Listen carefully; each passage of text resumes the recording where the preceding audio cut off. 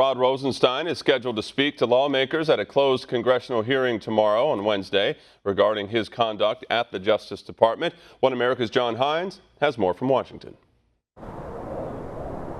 After pulling out of an appearance at a scheduled congressional hearing last week, Deputy Attorney General Rod Rosenstein is now due to appear under special conditions before a joint meeting with only the leadership of the House Judiciary and Oversight Committees to answer questions about his conduct at the Justice Department. The big questions are going to be about this New York Times story that reported that Rod Rosenstein and Andrew McCabe, then acting director of the FBI, and others were discussing whether to wear a wire into the Oval Office for meetings with President Trump, invoking the 25th Amendment, which would result in his removal from office. All of which appears to have been corroborated by testimony last week from the former top lawyer at the FBI, James Baker, prompting North Carolina Congressman Mark Meadows to call for Rosenstein to step down.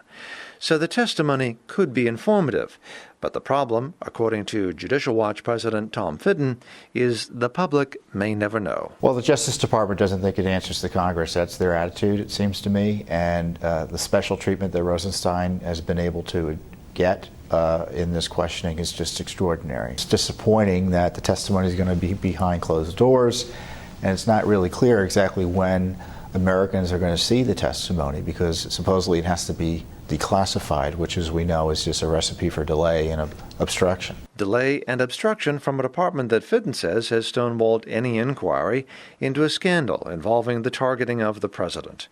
But Fitton says there may be another reason Rosenstein wants to talk to the leadership of these two investigative congressional committees. Rod Rosenstein is protecting Robert Mueller. And the sooner Congress realizes that and stops pretending otherwise, the better off we'll be. Congress needs to investigate the Mueller investigation, how it was started, questions of bias, the use of Peter Strzok, the anti-Trump FBI official who was removed by Mueller, but Mueller didn't tell anyone about it. The Justice Department didn't tell anyone about it for 4 months. Basic questions like that. Mueller hasn't been held accountable. Although some members of Congress believe that Rosenstein should resign, the president does not seem inclined to fire him.